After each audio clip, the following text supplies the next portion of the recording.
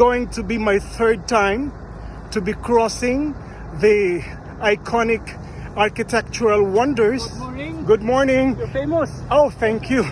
Wonders here in Cebu, the Cebu-Cordoba Link Expressway, Mami. 8.9 kilometers in length, connecting mainland Cebu City to neighboring islands of Mactan, including the municipality of Cordoba and Lapu-Lapu City. If the first one was an achievement, the second time was a charm. This one is addicting. Once you have tried it, you would always wanted to have it again. Thank you. So glad that I'm able to have a conversation with my followers here. Kinsa mga pangalan dong? Amen. What school do you go to? Hello, good morning. Working na. I'm working now. Very good. These are young professionals.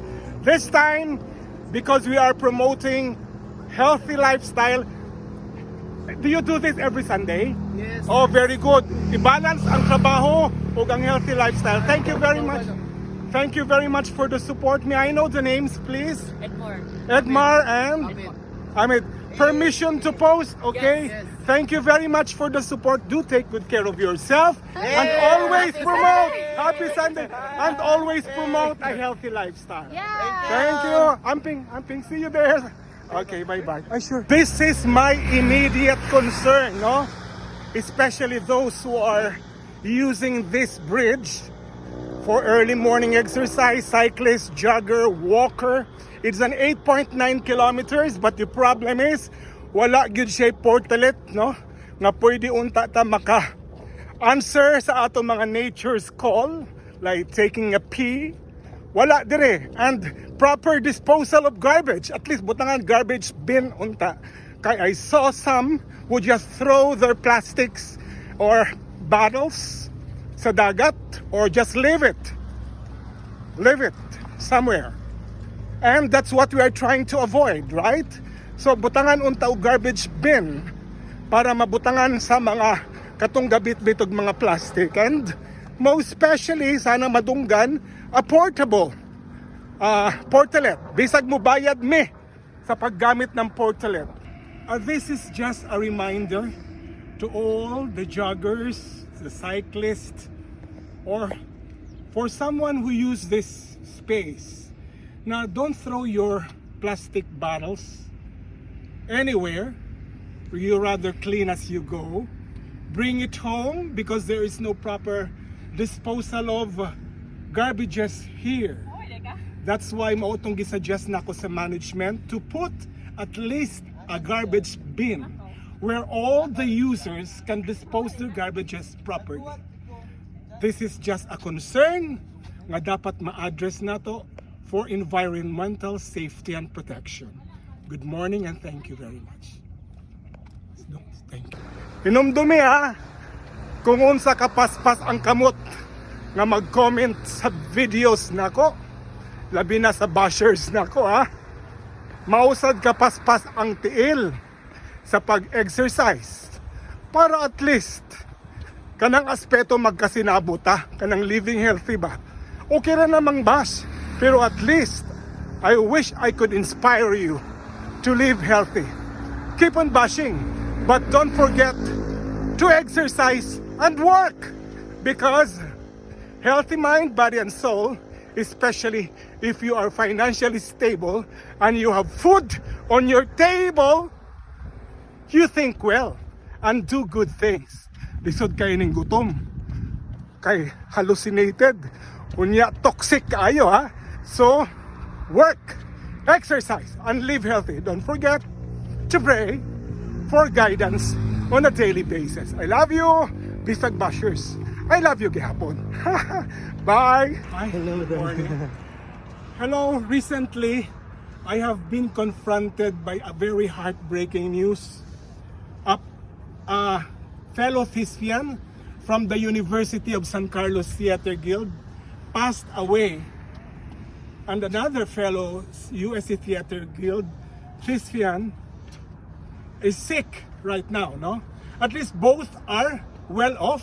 They can really afford medication, but the other one passed away. The other one was a doctorate degree, two doctorate degrees, is using wheelchair now.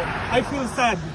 And there is another one, usa ka anak-anak na ako sa Romblon, very young, passed away also. What lesson have I learned from this? Please take good care of your health. Importante gyud nga alagaan nato ato galingon. Good thing katong duha are financially well off. They can afford medical bills dito sa Amerika. Ang health program nato maayo man diri sa Pilipinas. Wow. If you get sick here, you have no choice but to spend the money that you have saved, or else you will die in a third world country. So please take good care of yourself by exercising, because prevention is better than cure. Thank you. Good morning. Hello, good morning mga kalakwatsera. Today is Sunday. Unya, mag-exercise ta ha. So, mga followers na to, taga-asa man mo? Arita. Karita, studying. What school do you go to? UC. UC. College na ba? Senior high. Sige, padung pamungad to. O, sige. Basta always exercise. Okay rin na siya maglingaw-lingaw basta. Ayaw kalimtim mag-exercise. Thank you for the support niya. Permission to post ni Naka. Sige. Thank you. Thank you. Bye-bye. Bye-bye. My third installment of how to lose weight effectively. Okay. Ayaw kalimot ha. Use more on your feet, not on your fingers. Ayaw focus kayo sa inyong cellphone, but more on your feet. You need to exercise. You need to exercise. You need to walk. If you run for errands, if you go to places, walk. Walking is a very good exercise. It is a cardiovascular exercise. It strengthens your muscles. Ang sense of balance ninyo will be properly checked.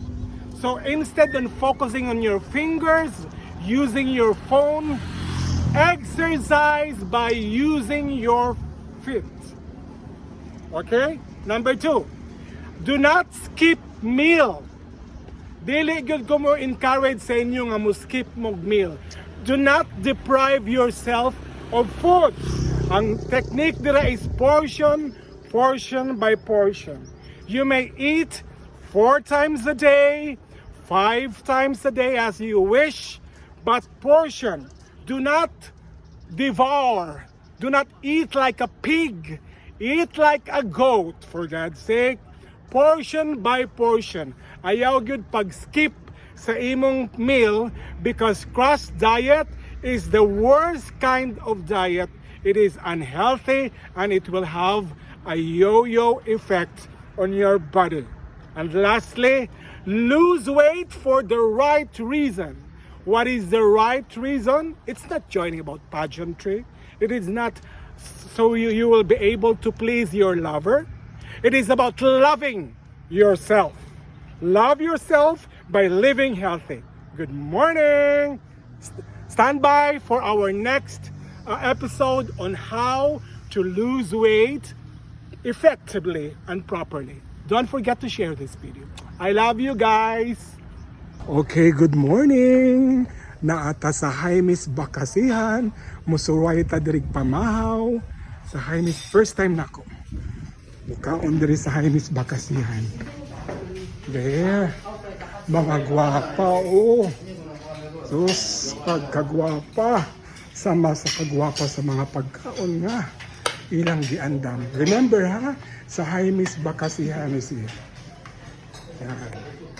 Hello, good morning. Usa ni siya dong? Tinulang, isda. Unya, usa ni? Kiampaw. Okay. Usa man ni? Scallops. Shrimp. Pasayan. Paghan ani? Bitob or anigan. Bitob. Oh, nilokos. Pansit. Lumayagan. Tagutungan niya kinilaw, naapay lambay, daghan kayo ni dire. And my friend, invite sila na. Hello Bea, good morning. Ako dugay na ni nako nga friend Bay, imbitaha sila Bay nga magbisita diri. Sa na mga viewers ni Mamita, ari na mo sa Highlands Bakasihan, daghan kami mga putahe na mga lamian kayo. Unsang orasan mo gaable Bay? Open mi mga 7 AM to close to 7 PM. Okay. Murag naa pa to nindot dito nga ang view bitaw katong naidol sa dagat Bay no. Pangitaon lang kanila Bay ha. Kada adlaw gina siya day. Gadaw ni siya. Bay, thank you kaayo ha. Hi Miss Bakasihan. Thank. Hello.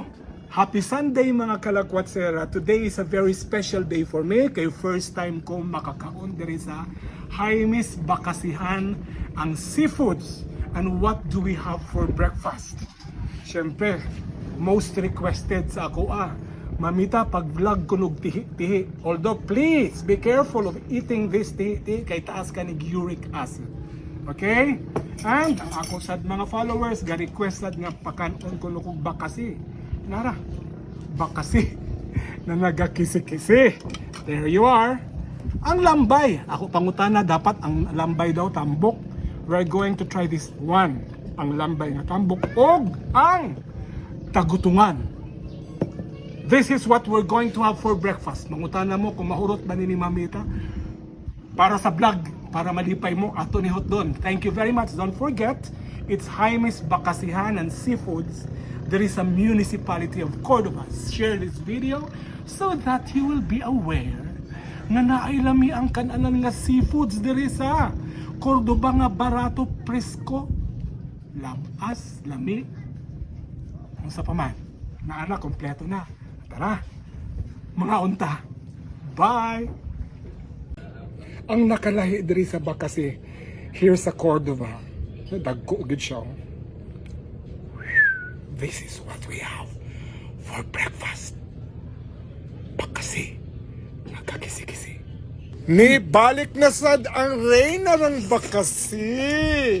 Si Mamita Lakwatsera kani dagko ni nga Bakasi kay naata sa Cordova sa Miss Bakasihan and Seafood Restaurant. Tanawa o dagko kayo ang pangutana. Napala siya bukog Mamita mo na gilan-lan naman ani mo pag-aayo. Ay, sa sibutan na nato ni nga ang ngipon ni Mamita mura ni siya makina. Bitaw, seriously, baby eel pa man ni siya. So, ang iyang mga bukog, nipis pa kaayo sa mga sensitibo. Basin kung mahadlok mo mukaon, kay naapay bukog sa ako, awala, oy. Ginalanlan na ni nako sa katong wala kay ilausang Bakasi. Baby eel ni siya nga gilarang. Only in the Visayan region. Very tiny. Na ay nilarang. Baby eel Pero pa na na siya. may mga Bakasi sa ubang mga like in Mindanao. Kaya lang sa uban, they don't eat it. Wala na nila pero dire sa Cebu, kusog kayo kay matod pa sa mga malisyoso. Aphrodisiac ko ni pampautog. Sus, nanggigil na gyud ko. Nanggigil na kadugay ba ni mo gawas nga tihi. Uy, sige ka na. Sige. Sige, gawas na din na kay lami na kay gutom na ko. Naara. Ang tihi diri sa Cordova. Mutilaw tani, mukaon tani. But again, reminder dili ta mo palabig kaon ani kay. Do you hear the thunder? Nidugdug na. Kay? Taas ni uric acid. Pero karon kaunta. Mas lami gyud mo kaog tihi ba basta magkinamot. Pampagana ko nun ni. Mugana ko nun taog kaon og sa uban lain man ipasabot ko sa pampagana. Pero sa ko ganahan gyud kog mukaon tihi labi na butangan og limonsito, pugaan og limonsito. Sus. Unya bahaw nga mais. Unya magkinamot pag yun. Kuwang na lang ang dagat pero ang likod na dagat man. Kaya naman ta sa Miss Bakasihan and May I Seafood remind you, Restaurant. Ang likod na Nadili lang dagat kami ng pagkaon ng kompleto. pipi, Wala lang yun nag-swimsuit si Mamita Lakwatsera pagkasayok. Uric acid. Uy, kalami ba ani? Once in a Nag-swims- while, when you crave, Mas lami when utak you ko crave, nag-swimsuit no. go straight sa Cordova. Ako? Lami kaayo ang sabaw ani. Ang sabaw ani niya. Lami kayo lanlanon, lami kayo kilawon. Sa inyo ha, usan tawag anan, ang uban swaki ko do pero perteng lami ah. Kung lami, tambok ba ning lambay nila be? Ayan. Oh. Yan. Apa? Lambay. Lambay. Nga, presko pa kayo. There you are. Untag lambay ha. Ah. Matod pa sa mga chika, Ako kung nga mga marites, ang tambok ko nga lambay, karong lambay nga bayot. Naday bayot nga lambay sa pagkibaw nako. Pero guwaman tingali, pero di ba? Nakadungog ko ana dito sa ano sa mga public market kanang bakla daw na crab. Well, wa ko kibaw basta kaning gikaon nako, lami ni siya nga lambay kay presko kayo ni kay diri man ni siya dool sa isla sa Cordoba. Pagkalami naman ng lambay kay mahal ba ang lambay pag sa ano ka Cebu City. Well, diri sa Cordoba dool lagi sila sa karagatan. Nakakuha yun kong lambay. Salamat sa Jaime's Bakasihan and Seafood Restaurant for this lami ang lambay. Sakto gini para pamahaw na ako. Dugay-dugay na ra ba kuha ka kaong lambay. Pastilan kayo ng bay. Daghan kong aligi o na ay aligi. Lami kay busog tani. Invite you to watch my video ha. Food trip ta sa Cordoba. Seafoods galore at the same time. I crossed the bridge on foot. Nag-jogging ko ganiya sa'yo kay sa buntag. On my way home, I'm showing you how the bridge look like by using a car. Bye! Don't forget to subscribe and follow me on my Mamita Lacuatsera, all my social media platforms. Thank you.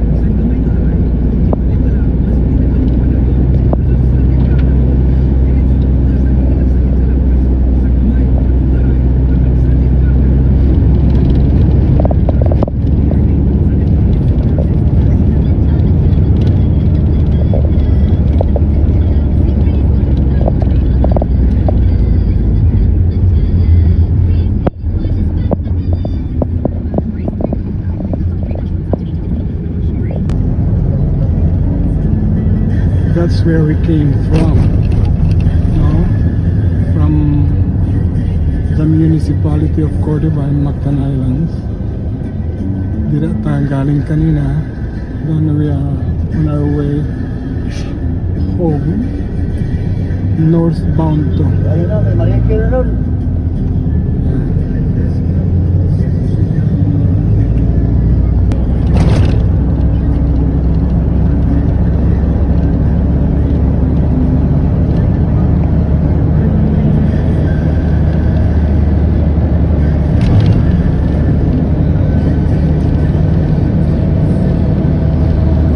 It's an 8.9 kilometers in length, connecting mainland Cebu to Mactan Island.